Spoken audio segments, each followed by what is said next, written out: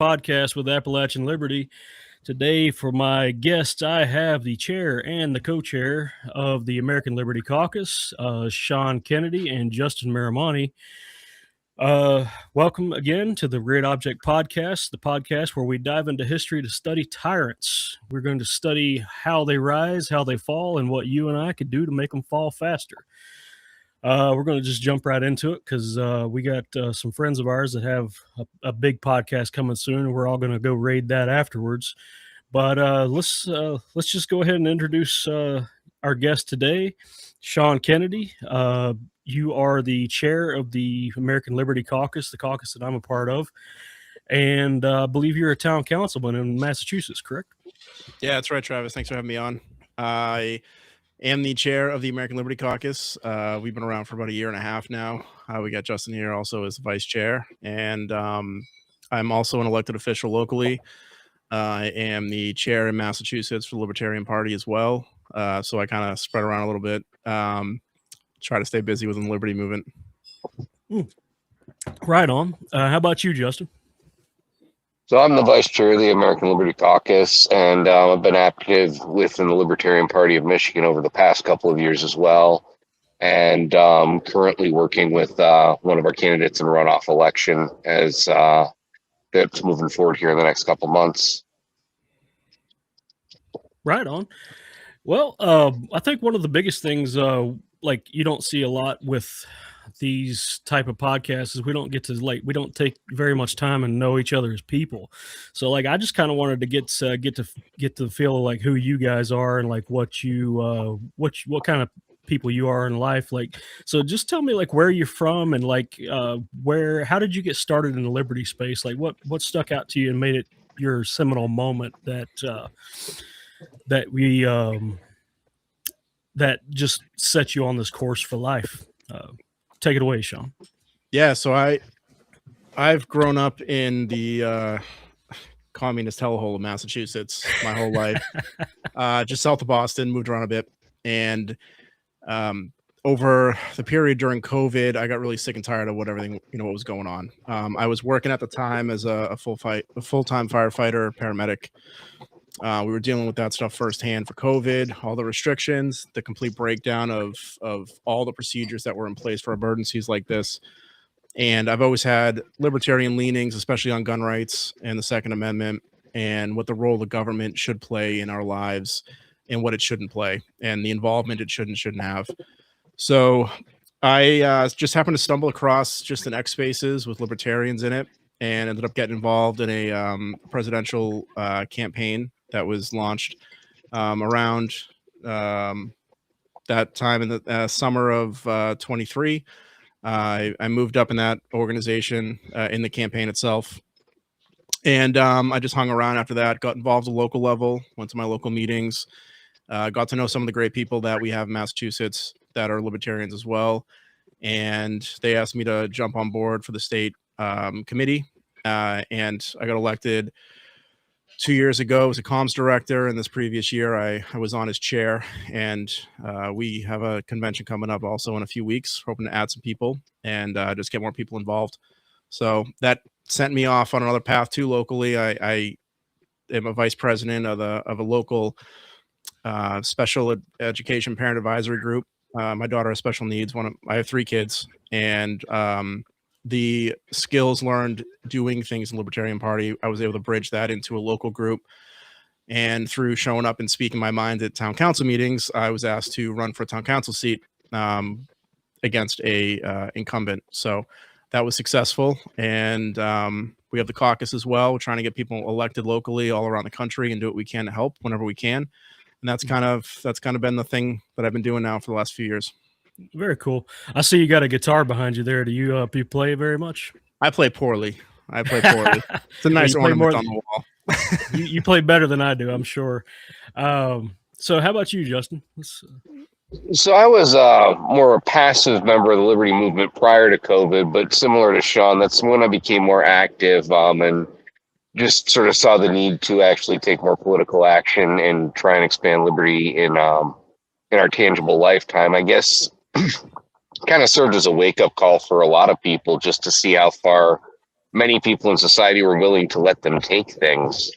And particularly here in Michigan, where I've spent most of my life, moved around a little bit, spent a little time in Pennsylvania as well as Illinois.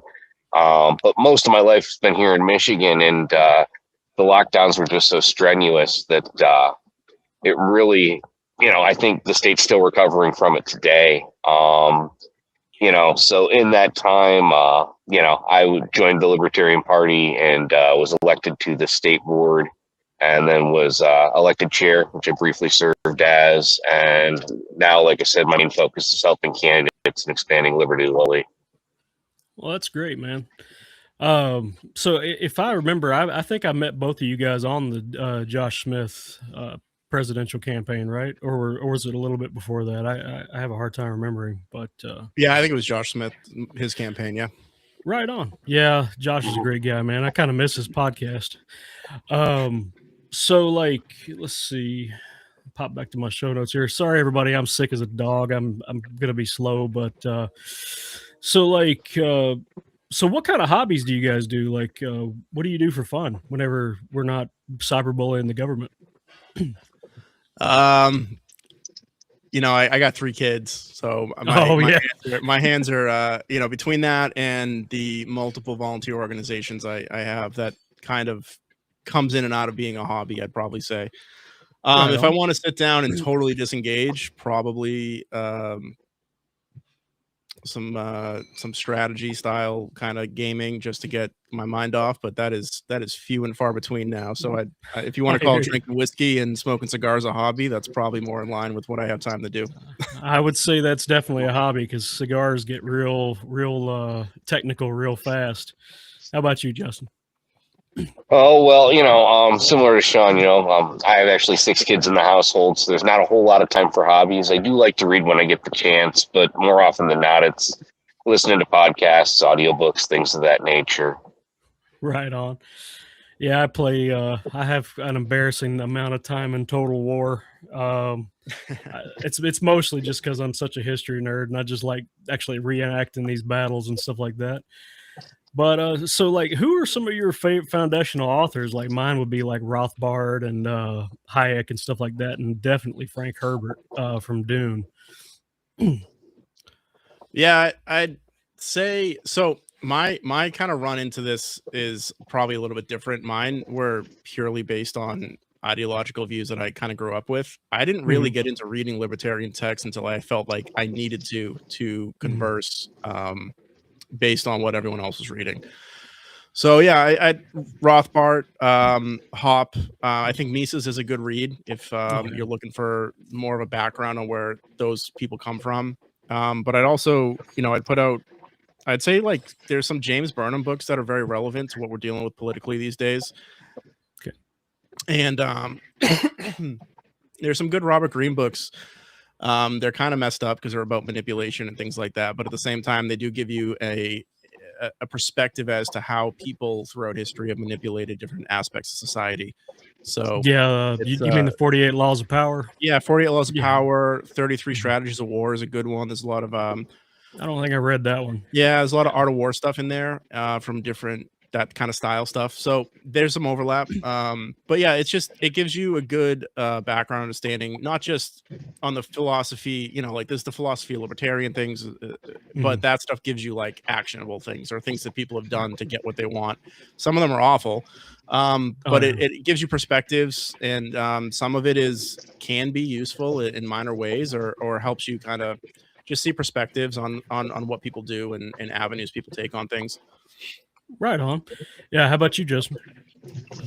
Well, everyone you guys mentioned is perhaps a little further down the path than my initial, where I was thinking. Like the names that sort of push me toward libertarianism aren't necessarily people that always get brought up in the libertarian circles, although, certainly Ayn Rand, Ron Paul, things of that nature. But Thomas Sowell sometimes gets brought up in libertarian circles, though, as with many of us, not a real libertarian type thing, but certainly got me thinking in different ways about economics than I had been up to that point. And same with Ayn Rand, just the way you approach the world, can change through different perspectives with a lot of these authors, and I would say those were the two most formative for me. Right on. Yeah, growing up here in the mountains, like it's like I don't know. I don't want to say it's like an anarchist commune, but like it almost doesn't matter what the laws are because you never get messed with until you actually start like hurting someone. And I didn't realize that everywhere wasn't like that until just like maybe 10 years ago. Like I didn't know you could just get randomly stopped by the cops like until I was already an adult. And yeah, it's just up here, like Republican and Democrat, you really start talking to them. Every single one of them's anarchists. They all hate the government like a great deal. Chuck and Money says Bastiat. I've never read Bastiat. I probably need to. So I was wanting to talk about like a little bit of the history of the liberty movement. I guess most people know like Rothbard and like the Anatomy of the State and stuff like that. Which the night that I learned about Anatomy of the State, I listened to it like twice, and then I read it like another 3 times by myself. But in it, he's going through like how states arise and how they fall, and what can be done to maintain liberty, and how these states operate. But then you mentioned Robert Greene, and he's talking about like how you acquire power and how you see. You get another read the law, fairly short, easy. Okay, right on. But yeah, so my biggest one was Frank Herbert. It is a science fiction novel, but if you really start to sit down with Dune 1 through 6 that he wrote, you start realizing that it's not just a science fiction story and great houses and dukes and duchesses battling it out. He's going through like how governments actually work behind the scenes and what they do, and especially towards like God Emperor of Dune book 4 and 6, like he really starts getting into how we solve this problem. Um, like later on in book 6, like the government no longer is allowed to have any privacy at all. They have to have comm eyes and microphones on them at all times. And then there's a jury at all times waiting for them to show any signs of corruption, and they immediately get removed from power. And it actually works out pretty well. But, I don't think our government's going to vote to give themselves no privacy. They won't even vote to let us all know who they're all sexually harassing and who the taxpayers are paying for. So I know that vote was crazy. 357 to 65. Like, wow, that's a bipartisan sex ring, man. So it's terrible. It's terrible. Absolutely. Yeah, like we need to just lock everybody in that building and just, I don't want to say it on live stream, but anyway. Let's see here. So what are some things that you think do work in the liberty movement? Because here in just a minute, we're going to go into things that have definitely not worked in the libertarian movement. Things that work. That's a great question. Not many things work. And I hate to say that as somebody that is this involved. Part of that is one, people prioritizing philosophy over some kind of pragmatism, and there needs to be a balance and a balance of both. But there's a native distrust within the movement itself. I think there's a lot of it that's bred either naturally in people, or people come to distrust the government, so they seek out other people that also distrust the government. But within that group, it's so small that you have loud voices that aren't productive and are self-destructive, not only to themselves but to the movement. So there are different states that are more successful than others. It depends on what the priorities are, whether it's getting elected locally or trying to push legislation through. We have some good stuff like Defend the Guard, which basically is something that puts the states in the position to not allow their guard units to be brought up for military uses overseas unless there is an actual war declared through Congress the way the Constitution is written out. It subverts this War Powers Act nonsense that gives the president the ability to start wars whenever he wants.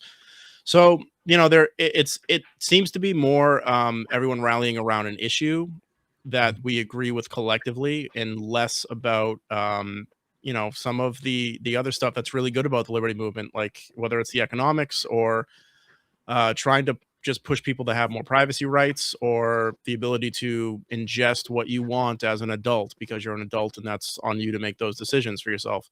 Or it's constitutional rights, pushing Second Amendment things, which are super important. And that itself has a broad appeal across multiple political areas and groups of people. So, you know, I think that there's some good things, but to highlight something that's really been successful, at least recently, is quite challenging, unfortunately.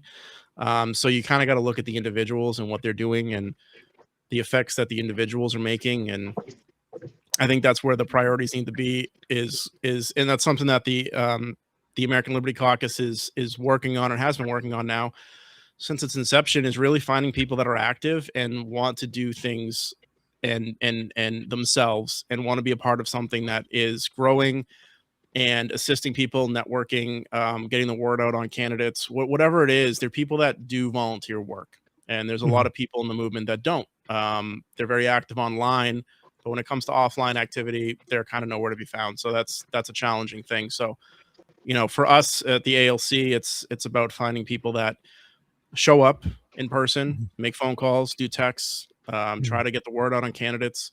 And, you know, we have some other stuff in the pipeline as well that we're hoping to push out later on, about helping candidates and giving people education and things like that as well. Yeah. I remember like when you guys first invited me to the first meeting, I was sitting there going through your planks, because like I don't want to sound like I'm blackpilled or anything, but the thing is like I had already been invited to like 4 different Republican honeypots, because they're always trying to reel libertarians in, you know. And I started going through you guys' planks, and you start quoting like the really based things that Patrick Henry said, and I'm just like, man, I really like these guys. Like because like it seems like you guys are the real deal. So I was like, wow, okay, so this isn't a Republican honeypot. These guys are actually trying to make a difference. No, it's not a Republican honeypot at all. We worked a lot on those planks, and there were a lot of discussions. There's a lot of libertarians that aren't going to like our planks, and that's fine. There's plenty of members that don't agree with all of them. Like, it's not a requirement that you like subvert you submit your beliefs to these planks. And there's some of those planks, even as a chair, that I lean further in a direction on myself. It was trying to find a neutral area where the majority of us could agree as a good direction to take. And the planks in some ways lean, I guess, America first, honestly, but we are all Americans. And I think a lot of us realize that some of the hardline libertarian things that are pushed in some areas, like a completely wide open border policy, you know, that's an unrealistic topic to sell to the average American. It's just not a popular thing. It doesn't mean you totally like remove everything that's not popular to the average American. But if you're trying to grow and you're trying to help people, you can't have parts of these planks, and we have them at the national party that are a problem as well. You can't have them, one, so specific that it removes too many people. They're too divisive. But you also need to take a look at the audience and the people that you're trying to draw in, and take that into account. Personally, not an open borders person. Do I think some reasonable immigration laws should be in place? Well, yeah. And if you have a successful country and you're able to bring in valuable immigrants to our country, that's fine.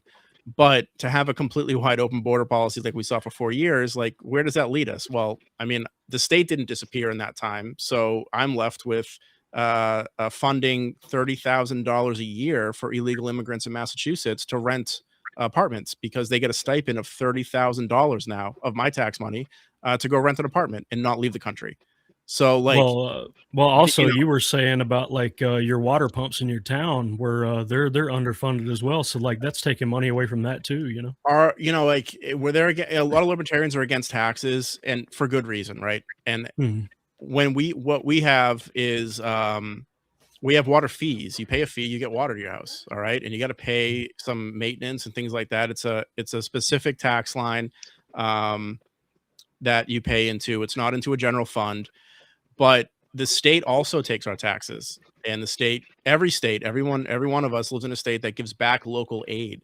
And Massachusetts is one of the highest tax states in the country and gives back below average local aid to its cities and towns. So you got to ask yourself, well, where's my tax money going and what are they spending it on if they're not going to give it back to the towns? Because they also regulate the hell out of the towns, schools, roads, all kinds of stuff. So they overregulate you, promise you money, and then they don't follow through after a decade or two. And before you know it, the only solution to following state regulations is raising local property taxes, which is not a viable solution over and over and over again, because we all have issues with property taxes as well, right? Like you're kind of renting your property from the government. So it's a very broken system. And a lot of it comes down to, where do you start? Like what issues do you focus on first? Because they all can't be fixed in one fell swoop. What can you sell Americans on? These are important topics, and it's not just selling someone to sell them it. It's about, like, where do you meet on these things, and where do people prioritize things? And a lot of Americans are proud to be American, and I'm proud to be an American. The government sucks, but you know, being patriotic is something that a lot of us find important. So it's you know, a lot of that in the inception of the caucus was trying to find where these lines are with libertarians and how we meet. You know, how we meet people and how we project those messages to people to try to get positive growth and good involvement. Right on. Yeah, like yeah, it stuns me. Like I have never been a closed borders guy, but I'm definitely not open borders. We have a senator here in Virginia, right? He didn't touch United States soil until it was 2007. I've been out of high school since 2004. He's been in America less time than I've been out of high school, and he is now a senator trying to take Virginia's gun rights away. You know, that is, like, I don't know if there's a strong enough word for the disgust I feel with that. You know, do I have a problem with his race? No, I do not. I don't give a crap what color his skin is. I don't care what religion he's part of. But when you're moving here, I feel like just the fact that you're moving here, you have already admitted that there's more value here than there was in Bangladesh. And he came from Bangladesh, but now he's trying to turn this country into Bangladesh. And that is a big problem for me. You got anything, Justin? Well, just to taper it back to sort of what works, what doesn't work. So as far as that goes, the biggest thing is to set attainable goals. So we all did sort of meet over a presidential campaign. I don't think any one of us on this, you know, or listening, anticipates a libertarian presidency in the next decade or two. However, when you set the attainable goals and you show up, you can actually make things happen. And then from there, the biggest thing is to have a plan to sort of level that up. So once you get from point A to point B, what does point C look like? And then if you can get, you know, the ball rolling, then things can start to move. Beyond that, just building contacts and, you know, really and truly choosing your battles wisely, which is different depending on your local municipality or state. You know, gun rights is going to be an easier sell in Texas. You're going to have a lot more support than you might in California. You know, there are different liberty causes you might be able to drum up more support for in California, at least initially, to sort of grow your base out. And then you can sort of have that gun rights conversation, because that might be, you know, something that you need to bridge the gap on a little more with those individuals. You know, whereas, you know, as far as the conversation about the various differences that we have with the Republican Party, you know, a lot of that has to do with the fact that they almost never do what they say they're going to do. And then a lot of it has to do with the fact that ultimately they're just continue to that, again, you know, say one thing, do another. If it was the party of Ron Paul, I don't think we would have too much of an issue with it. But it's definitely far from Yeah, that. for sure. Because like the thing that stuns me is like if you look at just the American electorate, the way that we behave in elections, almost to a man, the anti-war candidate always wins. Like Barack Obama, he campaigned anti-war. Trump campaigned anti-war. Biden, he didn't really campaign. Let's just be honest. Uh, Even going back to Woodrow Wilson, he campaigned on anti-war. He kept us out of the war, in 1916, and then immediately after, like he invokes the Espionage Act and starts getting protesters arrested for campaigning against the war. So I think these politicians know exactly what we want, but because of our system, they get in and then they don't have to honor anything that they said on the campaign trail. Republicans, they campaign like they're libertarians, but the second they get in there, it's the Epstein class. Always. It's the Israeli wars.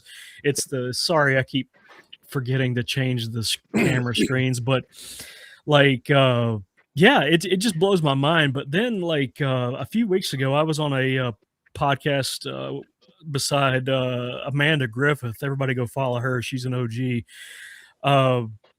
It's Ajax the Griff, by the way, on Twitter. Anyway, she studies the Bolshevik Revolution, and she asked me what period of history that I study, and I didn't really have a good answer for her. I never really thought about history and periods, like becoming a specialist on periods. Well, like I didn't have a good answer for her, and I said, well, I just I'm more of a generalist, which I've thought more about it since then, and I study tyrants. I study people who have risen up and what they do. Looks like we lost Justin there. So anyway, I study tyrants, and I feel like there's this repeating pattern to them. Like even if you go back to Julius Caesar, 2,000 years ago, right? He was mixing in zinc to the silver supply of the empire and basically doing what the Federal Reserve is doing now. So these are very, very old questions. These are very, very old principles that all governments have done. And this is a cycle that we think is new because it feels like the libertarian movement came from Murray Rothbard, but that's not the case at all. If you go back to Plato and Aristotle, like we're talking like almost 3,000 years ago, Aristotle in his seminal work, The Politics, what he was doing was he collected, I think it was like 158 different constitutions. Like he was collecting constitutions like they were Pokemon cards, right? And he was reading all of them. And he was and what politics is he's setting out what patterns there are in these things and how democracies always lead to lower trust societies. He was showing various things like I think it's the Syracusans. They didn't even allow their slaves to do gymnastic workouts because they were afraid of slave revolts. Because like if the slaves got stronger than they had, then he was talking about Sparta at one point. Sparta was basically a communist dictatorship. I know it was a cool movie, The 300 and all that, but the real Sparta was a communist dictatorship that was propped up by slave labor. These are just very old questions. The liberty versus the state thing, that is the oldest thing that humanity has ever discussed, and we're still discussing it today, and we're no closer to answers than we are back then. What do you got, Sean? Yeah, I was gonna say, like, you're totally right. And in an age where we have the absolute most information at your fingertips, it's still a conversation that's happening. So why is that, right? Why do we still have these conversations? Why is this still a question? A lot of it comes down to, we have a public school system based on a Prussian model that basically trains your children to be factory workers or the equivalent. Now it's service workers. It does not train or teach them how to think, how to question things, logic. It is this is what you're taught. You go do this, and your life will be great, right? You're sold on something. And I think in the last, I'd say 20 years, that cell has disappeared, right? We lost what the boomers had it great, right? They're coming off their great economy, coming off the Second World War, and you could get a job, support your family with one income, like all these things that have just devolved over the last 60 some odd years. And we're still questioning that stuff because it's not taught and unless you go look for it, you don't learn about it, you know, or you're brushed up on a few things in school, and you're kind of taught a surface level of these things, and you move on. So you thought you were learned about, you know, whether it's Caesar or the Spartan or the Greeks or even Plato and Aristotle or Socrates. Like, what are you actually taught about these individuals, right? Oh, they existed. They were important. They did some stuff. They wrote, you know, maybe they wrote some books, and yeah, time to move on. We're going to go to the next thing, right? You're not taught about what the core value systems are. You have to go to either find a college that teaches it, or you start looking on your own. We shouldn't be in that situation now.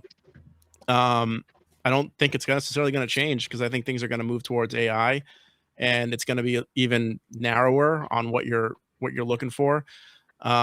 When schools start to shift into that kind of learning structure, it'll be even more tightly controlled, and it benefits a select group of people that, you know, they make money off of an uneducated populace. And I totally agree with you, though. Like, it does repeat itself. At a minimum, it rhymes, right? So, yeah, it's you know, we should be way more aware of this stuff in our country than we are. When you have tons of Americans going around talking about how great communism is, after, you know, a couple of generations removed from a war where America probably didn't go far enough in that war to stomp that out, you know, you can still see remnants of it in Eastern Europe, where they hate communism because they had to live under it, right? They still remember what that was like. They grew up under parents or grandparents who experienced it firsthand. And we have people in our country that are, you know, just anti-government, and they think things are actually free somehow. Like, we don't pay for it in one way or another. So yeah, I agree with you. It's a lack of understanding of history. It's not a priority, and you learn enough in public schools, at least, to go get a job and be productive in an office, or, I don't know, serve lattes as a barista. Yeah, I think a lot of people like, they really do need to just go read Marx, because once you actually sit down and start reading the Communist Manifesto or Das Kapital, like, you start realizing this guy has his head so far up his ass that he can smell yesterday's breakfast. And this is coming from a completely neutral standpoint. Like, even if you've never heard of communism before, when somebody starts talking about, like, the various trades that can be interchangeably, like, one day you can be a coffee maker and then the next you can be a cattle rancher. No, the fuck you cannot. Pardon my language, but my uncle, he was a cattle rancher. My great uncle, he was a cattle rancher for 45 years. He knew his stuff to the T. He was very, very good at it. He had a herd of like over 150. He was still killed by a raging bull. Okay. He got thrown in the air and broke like 10 ribs. And then they realized that he had cancer while his ribs were broken, and he didn't even know he had cancer. So, like, you're going to tell me one of these 100-pound soy boys from Starbucks is going to go do that job? No, you're not. No, you're not. Am I going to let a Starbucks barista give me brain surgery? No, I am not. You know, these are things, you know, like, there are specialities, you know, and Marx just admits that all labor is of equal value. No, it's not. You know, like, there's some jobs we can live without. And I made my own coffee this morning. You know what I mean? I think you're highlighting an interesting thing, though, right? Like, there's not just that. There's Marx's stuff, there's Lenin's stuff, and then you can go, in my opinion, it's still the two sides of the same coin, but you can go over to Hitler, and, like, if you read that crap, and I think this is you're going to go back to issues in the libertarian movement. You need to write libertarian stuff like an 8th grader can comprehend it. Like, because this stuff is written for people with an IQ below 100. And if you can grasp the below average, like, if the median IQ is 100, and you need, for a movement, you need people that can't comprehend these things, can't break down the logic, can't understand this stuff on their own, but they can read it, right? They can digest some of the material. It's kind of probably 3rd grade. So yeah, to Sean's point, I mean, 4th grade was the 4th grade level that Trump spoke at was probably his secret sauce, or one of them, in the election. It's what allowed him to connect to so many voters who never voted before, because Obama was frankly talking over all of their heads, and deliberately so. You know, he knows how to simplify what he's saying, and he knows how to use brevity. He's done it in the past, but more often than not, he would try and overextend his metaphors in that to the point where the average American wouldn't understand, and Trump flipped that on its head. But yeah, no, more often than not, a lot of the time we do end up sort of talking over one another, if not the people we're trying to reach. So there's like a hierarchy in that level though, right? Like you basically have the ability to reach right like 10 to 15 points above your IQ level and 10 to 15 points below. So if you're a super IQ stuff there's all kinds of things about IQ stuff. But generally speaking, if you're one of those super intelligent people, you got an IQ over 140, 150, and it goes, higher than that, those people almost cannot communicate to somebody who's at 85. They are so they aren't even if they're using the English language, they're not using it at the same level. Right. In the libertarian sphere, there's a lot of readers, right? Like we've all read a bunch of books. Some of it, I've had to go back and read a paragraph or two at a time. You know what I mean? Like it's just the way it is. It's like, what was that again? There kind of needs to be a version of that. Basically, yeah, Justin's right. Like kind of based on Trump, like that stuff sells, and that stuff sells when you're talking to people that kind of thing isn't in their wheelhouse. They could be an absolute genius car mechanic. They could be a genius when it comes to certain tech stuff.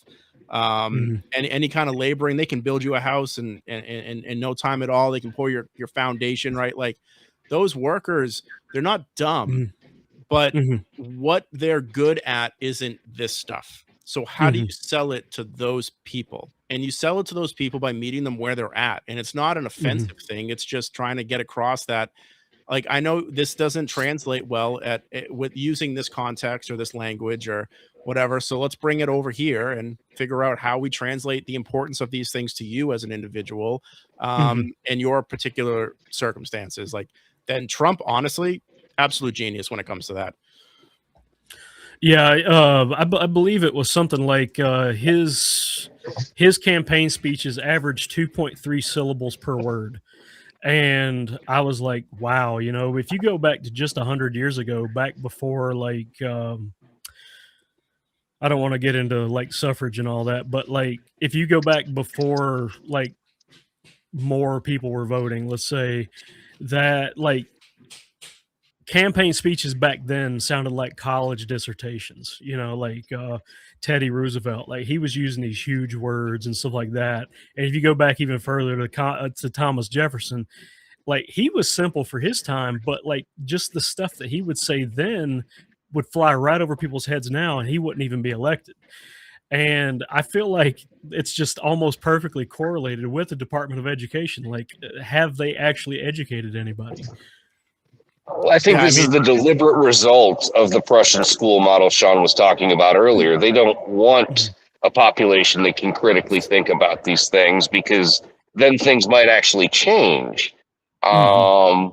It's very comfortable for them to stick you into this Democrat-Republican duopoly rubric, and just doesn't really matter to them who you vote for. I mean, if you think back across the elections in your lifetime, what was the functional difference between Barack Obama and Mitt Romney in terms of actual governance, and what you would have gotten out of that if Romney had been elected? The 2% in your corporate tax rate, maybe?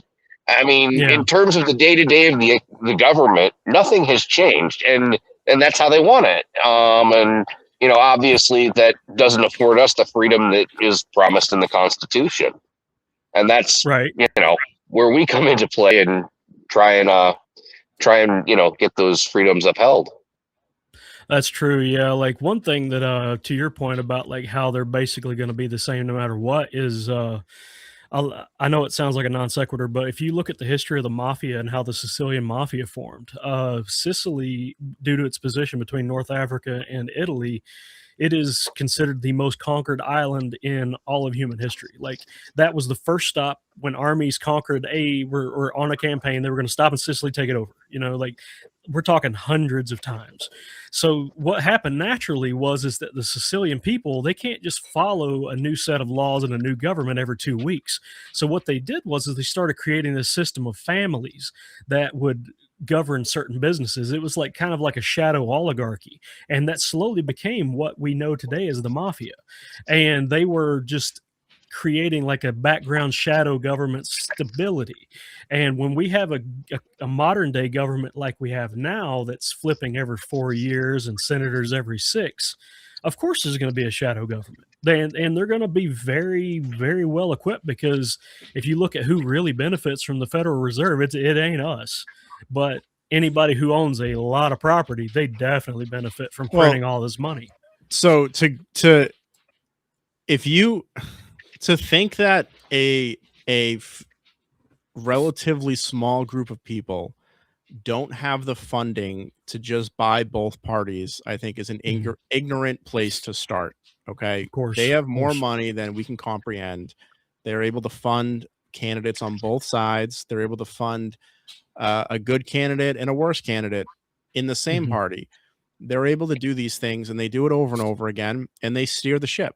And that's what you've got with the two major parties. And I think that's why, for Republicans at least, they campaign like libertarians, and then they actually legislate like Democrats. So and Democrats used to actually be for some freedom-ish things, right? And that's been totally usurped in their own party by money, and that money pushing them further and further and further progressive through campaign donations. So if you have this has happened across the country.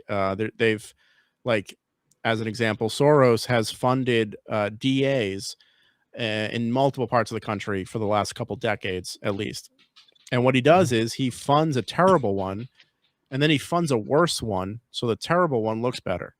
And you just do that on repeat. So you're funding two people. One of them is bad, and you don't want that person because they're going to let, no cash bail and all these other issues that we have going on right now. And then they fund somebody that's so bad that no one's going to vote for that person. So the terrible one looks good, right? And that it's just these games that get played all over again. But yeah, there's so much money by a small group of people that they're essentially funding both parties. We can see that in the donation records. It's pretty obvious. It's the same groups of people funding everything. And that's kind of why it's, the one thing our system is supposed to have is the ability for people to donate individually to candidates and support individuals and push that forward and get a few at least elected, like somebody like Massey, who is going to continuously vote based on his ethics and not just vote on, what donor calls him and tells him what to do. So, yeah. How about you, Joseph? Well, I would echo most of what Sean said there. As far as, it all goes back to the George Carlin phrase, it's a big club and you ain't in it. That's what it boils down to. And, to think that a lot of these disagreements that you see coming out of DC are genuine, a lot of the times they're just for show. It's just, it's pro wrestling, it's the Harlem Globetrotters, whatever metaphor you prefer, but they're out there just giving us something to fight over so that they can keep doing what they really want to do. Bread and circuses, and they just pull whatever they can out and make sure that it's a red meat enough issue where it's a couple decades ago it was gay marriage. And, then the abortion thing picked back up a little bit, at least here in Michigan. And, now it's more of the trans issues, but it's whatever red meat issue can distract you completely from all the money that's getting printed, all the stuff that's being done supposedly in your name without your approval whatsoever. And just the backlash from that policy, Ron Paul talked about that as he was leaving. The blowback is a very real phenomenon, and it's something that is going to be continuing to increase exponentially until we can get our foreign policy in check. Until we stop doing what we're doing, it's going to get worse. And that's not a future I think any of us want for our children. We need to get that foreign policy under control. Yeah, something that stuns me about the constant wars is Julius Caesar used to brag that he could find 100 men who would gladly go off and risk dying in war before he would find one that was willing to live in poverty. So, like back then, they were a lot, I guess, a lot more honest with their people about why they were going to war. The Iran war is not about radical Islam. It's about the Strait of Hormuz. It's about economic control of the South China Sea and those in the Suez Canal and all that. And economically, to an extent, like you can understand why they're going it because they got so much invested in it. But they're trying to sell it to us as like it's some giant holy war end times prophecy type thing, you know. And they're always just trying to find a way to sell it, and it's nonsense. One of the things I was wanting to bring up is like sometimes people say, "Oh, go start your own country," like libertarians do. You know, like when libertarians sometimes libertarians have actually started their own country. This one right here that I'm bringing up, this is a place. Well, it's not the Republic of Minerva anymore. So right here on Google Earth, right, we have so these lines don't actually exist. So what this is a sandbar that was on a reef that ships had to navigate and steer around in the past, right? Well, these libertarians, one of the leader of which was a survivor of a Holocaust like concentration camp, they had millions of tons of sand donated, and he used all of his money and raised $100 million, and he raised his own island out of the Pacific Ocean. And it was in the fishing waters of the Tonga people. And I think the Tonga people are just a little bit up here in Fiji. Well, yeah, okay, yeah, here we go. Here's the Tonga, right? So they claimed this whole thing right here because people were kind of like the world governments were freaked out because anybody with a coastline is gonna be like, oh, we're gonna have anarchist communes starting off of our shores if this gets really popular. So what they figured out is that these were the fishing waters, like the fishing waters of the Tonga Empire, right? Well, the Tonga Kingdom, and they sailed down there on one yacht and took it back by force. And what it was is these guys, they just didn't want to fight for it, you know, and then that failed. Another one over here in the North Sea of England, this one's so small that you can't even see it on Google Earth. And like I can see my yard on Google Earth, right? So it's smaller than my yard. Well, what this was is a sea fort that was created during World War II. And they were trying to keep the Nazis from coming over here and bombing. So what they did was they created all these sea forts along this coast, and there'd be 100 Marines in about each one. Well, this one guy ends up buying this one, and he declares it a sovereign nation, and it's still a sovereign nation today, but it's got a grand total population of 1. He sells titles. That's his main income is like, oh, you can become a Duke of Sealand, you can become a prince or whatever. He's like Prince Bates or something like that, if memory serves. Part of it sinks because of the high tide and low tide. So like depending on the time of year, he can't access the lower levels of it. So that's a little funny. Then there's this other one over here in Copenhagen, Denmark. This is Christiania. This was an old military base, right? So these hippie commune people, they take it over, and it's still technically its own free town today, but it doesn't even have its own hospital. So they move in, and you can do drugs in here and everything, but of course you can do drugs anywhere in Copenhagen and Denmark for the most part, as long as it's not hard drugs. But like, you know, they tried to create their own country, and Denmark is still like, no, you're part of us. And then they figure out how to put it into a trust and all that. And they like it's just basically an oddity now, and Denmark's okay with it because like they're really not harming anybody. They don't have their own hospital, so it's not its own sovereign state.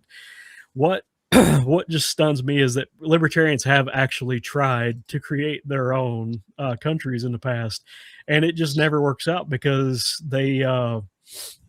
these governments are so afraid of their sovereignty game getting questioned that they just turns into they figure out any way to destroy you, you know.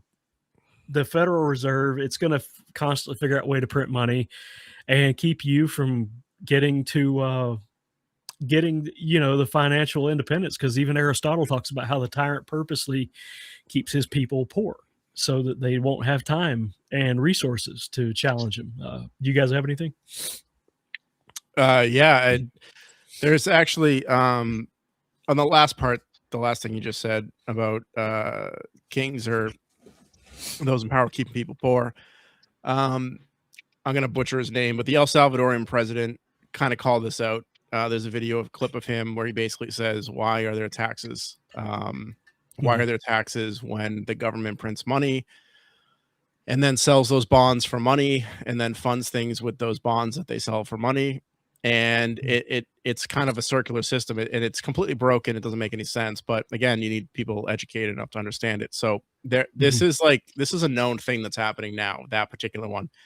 And you're kind of, in a way, Travis, proving my point on the open borders versus closed borders-ish part, where, you know, libertarian open borders sounds great, right? Because the whole point of it is you have societies or groups of societies, small, large, competing against each other, right? So if you're successful, people want to come to you, right? They want to leave what's not successful.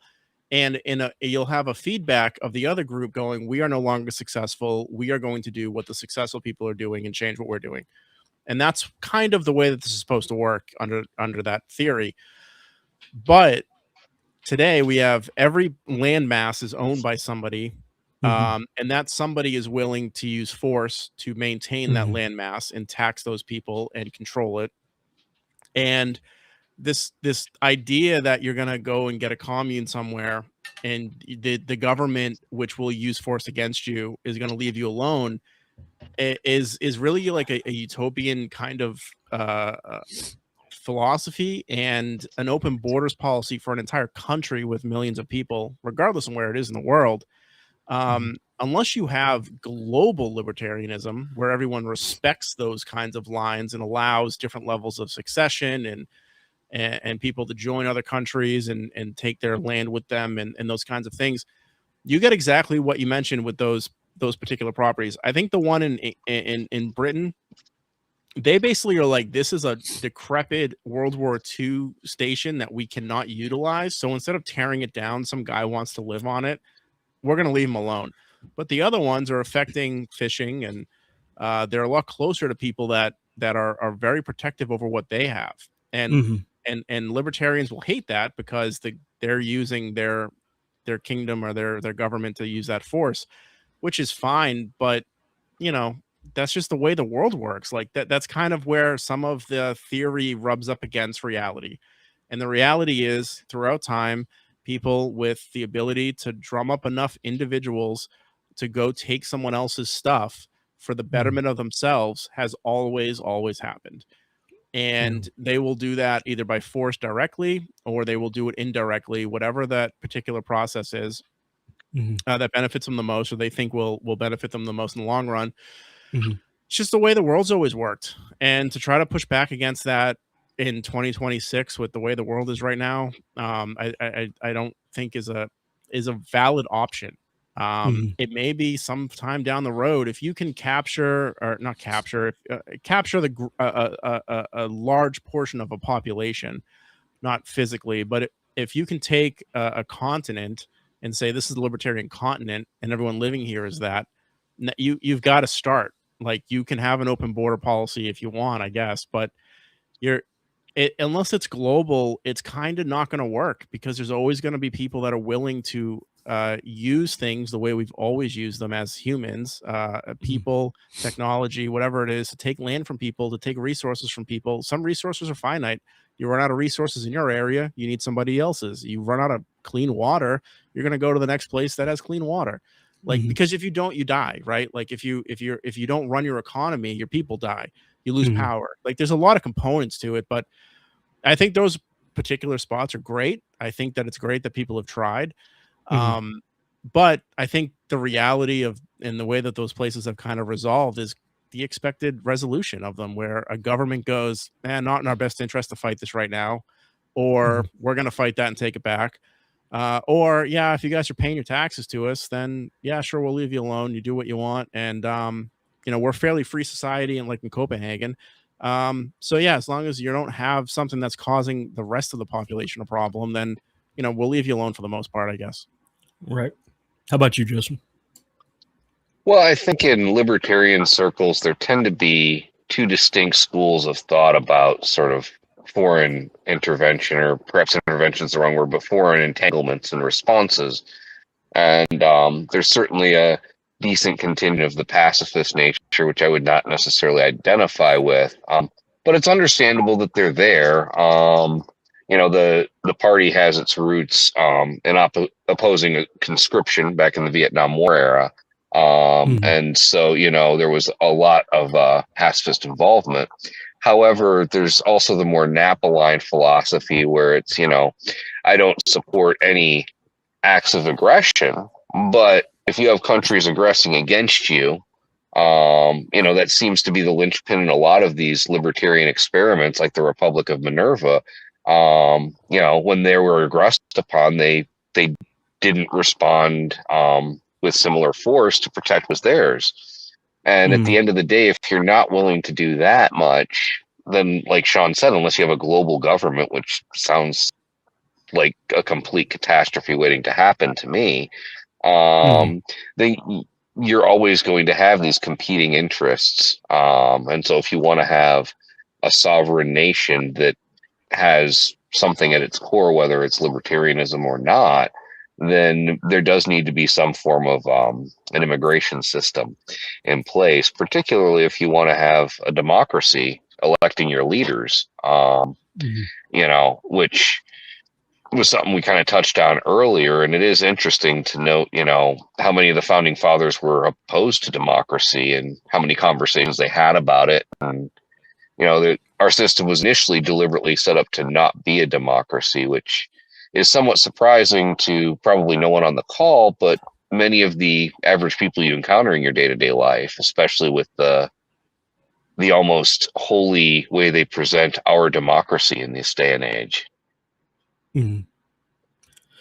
Yeah, I spend quite a lot of time just thinking about what we can do to really break this cycle, because it's just been going on for thousands of years. This is not something that's been going on since the 70s. And so with that, ultimately, I think that the liberty movement needs to maintain its focus on, what it can accomplish in the short term and the midterm fields. And as far as involvement in the broader pictures, it's really and truly about building coalitions and finding people who agree with you on one or two issues and trying to move the ball in the right direction there, if only to metaphorically, at least, if not literally, stop the bleeding, so that there's something that we can work toward preserving. Let me touch on one thing Justin mentioned, because it's an interesting thing. How do you, so when I'm using globalism, and it's not incorrect to assume it would be a global government of sorts, right? Which would be antithetical to libertarian philosophy. Okay, so how do you get the globally accepted libertarian philosophy of the NAP or something along those lines to everybody without a central force to preserve that? It is a problem. It's a root problem when you're talking about certain aspects of it, because you either have that, which is going to be totally against what many people for good reason don't want, right? Is a globalism, but you also somehow need to educate almost globally everyone on why you don't do these things, on why freedom's important, on why private property rights are important. Like, how do you do that? And we're nowhere near that right now. We're nowhere near that in our own country. The closest thing we have to libertarian governance is, you could say, is Argentina. Argentina is still fairly socialist, because you can't suddenly just pull the rug out from the populace without them killing you and having a revolution. So, like, I agree with what Justin said in general anyways, but that one point is an interesting and I don't want to derail the conversation either, but it's an interesting linchpin on the thing is how do you get to the point where everyone else is leaving everyone else alone without someone telling everybody they can't do that, right? Like, Right. and that's, you know, I think we're in a unique spot in our country because of the founding of the country and the way we developed, and yeah, I don't think a strict democratic process is a functional thing. I think for the most part, we generally would all agree on the call, at least on the podcast, about the fact that, like, when you give people the ability to do that, and what we've seen happen since then, it's not working, right? So what do you do then? How do you navigate that? And a lot of people in America, either one, they think we live in a democracy, which is wrong, or they benefit from the process we have, which is fairly close to a democracy, because you can take rights away or you can take money from people just by voting.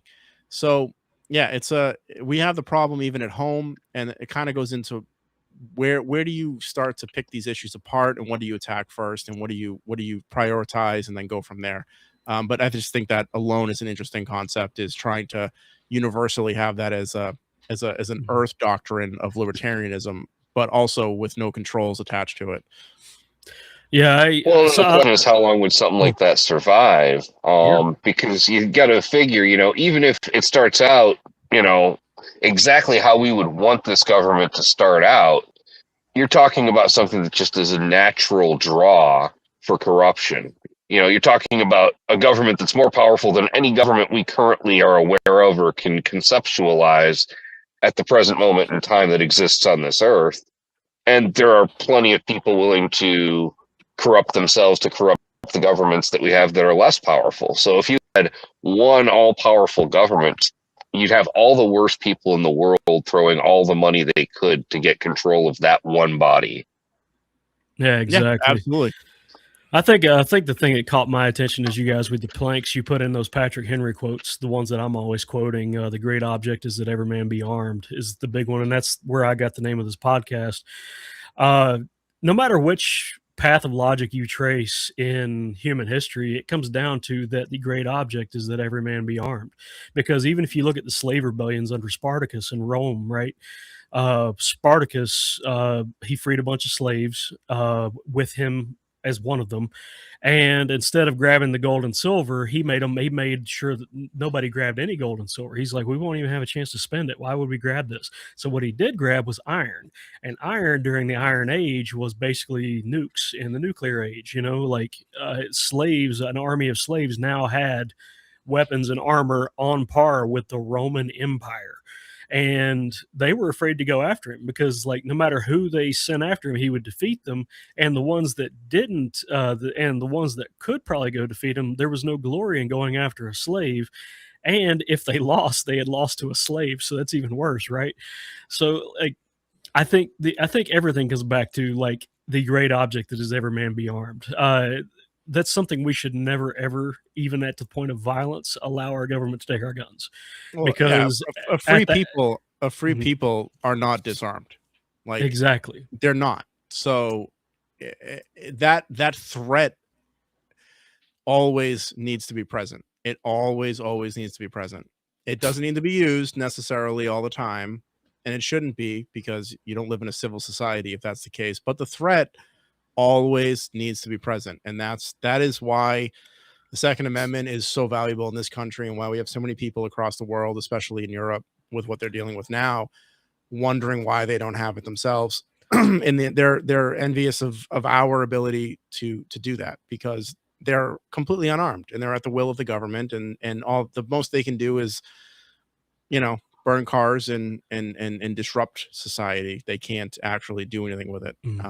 Sorry to cut you off, Travis, but yeah. You're good, brother. It's a pivotal. It's the component of being and having an armed society is so necessary for a free society that the second anyone attempts to change that, there should be a reaction to it. That should, in and of itself, if you're looking at the NAP, that should be a NAP violation by itself, the attempt to disarm people. Well, it is in the Geneva Convention. Of course, not everybody's a signatory to the Geneva Convention, but still, like if you're trying to disarm a people, that is considered a war crime, just by all laws of war. So you're trying to turn them into your subjects, your slaves, by taking their guns. So in a very real way, Saddam Aslan Salim, the guy from Bangladesh, is trying to turn me, a Virginian, into his slave because he's trying to take our guns. And that is not going to end well because my people, the Appalachian people, a lot of people don't realize this, but we are the only people in the history of the United States that has managed to get a constitutional amendment overturned. They came up here expecting to shut down our moonshine stills, burning down our family, burning down our homes, killing our kids and stuff like that. We fought back, and we fought back because we were good at it. We're the first stop when there's a draft for a war. We're the very last ones to come home during a war. We fought back, and they got tired of losing so many revenue agents that they went home and changed the Constitution about it. They were that scared of us. Hollywood tries to tell you that we're all inbred, stupid barbarians and stuff like that. But the truth of the matter is, like, I'm just a regular old Appalachian. I'm not really that special in any way. So, like, when somebody from Bangladesh is trying to turn me into his slave, that's not going to go well for him because we've fought back before and we can do it again, you know? How about you, Justin? Well, absolutely. I mean, the right to bear arms is important for individual sovereignty. It's also important for national security. You know, a nation of armed individuals where you don't necessarily know where all the guns are is a hell of a lot harder to take on a land front. Absolutely.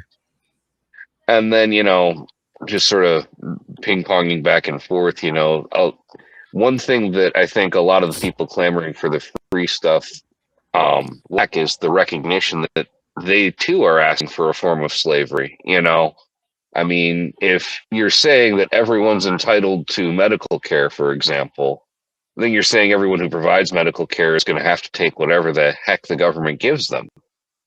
They're not going to be able to negotiate a wage. And so then where's the incentive to become the world's greatest brain surgeon? You know, it doesn't exist. You know, and ultimately, you know, I think that people just don't think that through, unfortunately, to its logical conclusion the way, you know, we would obviously like them to. And as a result, we end up with more and more of this, you know, centralized control. And particularly with the gun, if you're looking at, to some extent, the clash between rural and urban life. You know, most of the gun control measures are more really supported in your urban areas. And perhaps some of that is just a lot of people in those urban areas have never had any experience with a gun, or certainly not a good experience with a gun. Whereas in a rural area, it's probably been necessary to save your life from an animal, or at the very least, you know, provided you with the sense of security in your home that you wouldn't otherwise have. And so bringing that cultural divide and helping people understand that this isn't just about, you know, everyone, so that we can have this crazy society where everyone's just shooting everyone all the time. It actually leads to a safer society when everyone has the ability to protect themselves. Yeah, well said on that. It's the most important thing in the world, in my opinion. It just doesn't matter which tyrant you settle. Like, everybody being armed makes them at least think twice. And even when they do attack, they always lose. Well, at least you can force what's called a Pyrrhic victory, where it doesn't really benefit them in winning. You know what I mean? But we're coming up on the close of the hour here. I just want to thank you guys for sharing your time with me. And I'm sure everybody watching is like super thrilled you guys are here. Thank you so much again to everybody watching. One thing that I want to focus on at the end of these shows is that we have homework, because sitting around talking about these things is one thing, but actually bettering yourself and making yourself a more capable person is what's going to produce more liberty in the long term. So what I thought might be fun is to let the guests choose our homework. So what I'm asking Justin and Sean for here is a physical task, a mental task, and a social task, because you got to sharpen your body, because a strong mind and a weak body doesn't matter, and vice versa. And social, because people really matter. People matter more than anything. So I'm gonna let them take it away. Tell us what we're doing for homework this week. Justin, you want to go first on this, or I've been going first a lot. Or I'll take it if you want, but It's up to you, boss. I can go first. So for physical, I would say identify that libertarian cause that you want to have an impact on, and literally get out there and take action on it. And just be present for that issue and do what you can to move it forward. Mental, I think, take your best skill and try and teach it to someone who is important to you, and try and learn a new skill for yourself. We're coming up on a time, particularly with inflation, where the more skills you have in your wheelhouse, the better off you're going to be.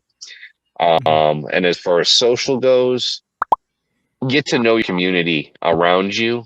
Not so much to necessarily change anyone's mind, but to get to know where their heads are at, to get to know the issues that are important to them. Oftentimes libertarians spend their time on issues that 90% of the public is not concerned with or not focused on. And sometimes we need to bring their focus to that. But the way to do that is to meet people where they're currently at. Right on. How about you, Sean? For physical, I'll go with learn how to do something new with your hands, whether it's fixing something in your house, whether it's working on something. There's plenty of information out there on how to do almost anything now on the internet.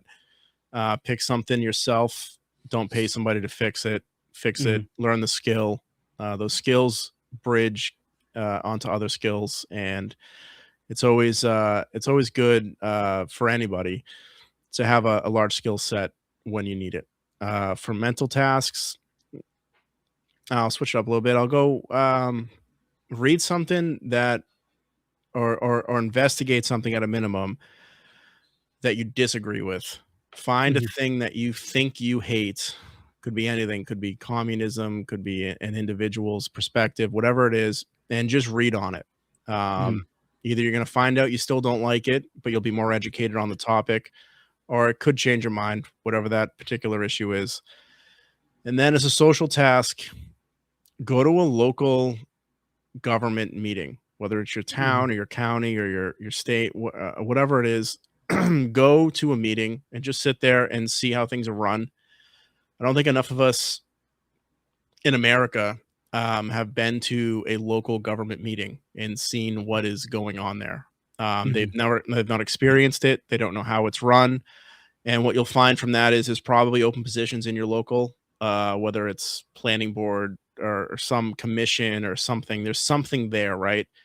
And go apply to get on it if you have the time. If you can spend 3 to 4 hours a month on an issue in your local town, not only will you be involved in your local town to doing something productive, but you're also going to learn who operates in the town, who has say in how things work, and you'll actually start to notice why things are dysfunctional, and then you can start to plan or network with people on how to fix those particular problems. But the social one is definitely a get local, and showing up to your local town meeting for a few hours just next month is not that much time. It's not a huge investment. It's completely free. You pay for it anyways.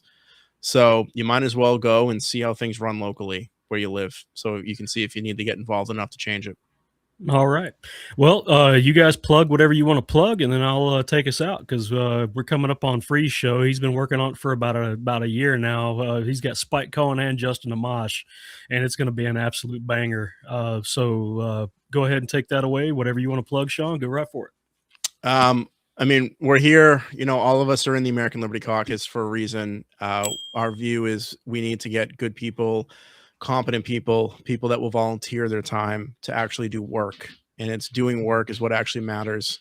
People need to understand that those who show up are the ones that are making a difference, and they are in control of things. And the more people that agree with us that show up, the more control we can have to guide things in a way that we see fit, and guide those things based on our views, and hopefully provide a net positive for our communities. So go and take a look at us. AmericanLiberty.info is our website. You can find us on X at AL Caucus. We are all, you can reach all of us that are there. I respond to emails regularly from people. We have a Discord. If you reach out through at least our X handle, you can get an invite to the Discord. There's a ton of people in there. Majority of them are libertarian. There's some Republicans in there. I don't think there's really a whole lot of Democrats, but it's people that value local issues and value property rights and value America. So it's a good spot. It's a positive, productive spot, and I genuinely take a lot of pride in that. We are a unique group of people in our space. A lot of that comes to both of you guys on the podcast, and a great group of people that are listening right now that have commented, and a great group of people in the Discord itself. I may share it, but it doesn't exist without everybody else. And you guys are super valuable. I've had more people come to me say that we have a unique space in the libertarian movement itself, and the liberty movement as a whole. A lot of places are black-pilled. A lot of places are negative. Our space is about work and positivity and supporting each other. And that stuff is really what builds communities. It's really what makes a difference. And it provides a great network for people. When you need a hand with something, you can reach out. When you have an idea, you can reach out. If you're running a campaign, you can reach out. Lots of experience in there. So really, please take a look at least our X handle, AL Caucus, and reach out if you want an invite. And you can always email us through the website, and we're always there to help out people that are trying to move the needle. So thank you, Travis, for having me on. I really appreciate it, and I'll let Justin go. All right. Well, I couldn't really top too much what you just said there. Basically, we recapped most of it, but definitely get involved. Reach out to us at AL Caucus on X, and look forward to working with everybody. All right. And Free the Mitten says, fight the state, not each other. I agree with that, brother. You preach it. All right. Well, until next time, this is Travis J. Wells of Appalachian Liberty, and the great object is that every man be armed. Thanks, guys. We'll see you. Bye. And as always, I have to give a absolute heartfelt shout out. Thank you so much to my amazing subscribers. You guys are following me on Twitter. You are also subscribed for $5 a month. You make this possible. You make it to where I'm not out of pocket for all this extra bells and whistles, all these programs, the editing software, the microphone, the Focusrite mixers, all this. We're going to be building a studio downstairs in my basement. We're going to be having in-person interviews on a couch with several microphones. We're going to be having a good time. We're going to have meetups. $5 a month. Support the show, and I promise you we're going to put it to work, and it's going to make the show even better and better and better. We're also going to let you join the Signal Chat. You're going to join the Signal Chat just because you're a subscriber. You're going to come in. You're going to be able to hang out with us. You're going to be able to talk candidly, no censorship. You get to tell me whatever's on your mind. You get to ask for advice on how to grow your channel, and we're all going to work together on this, okay?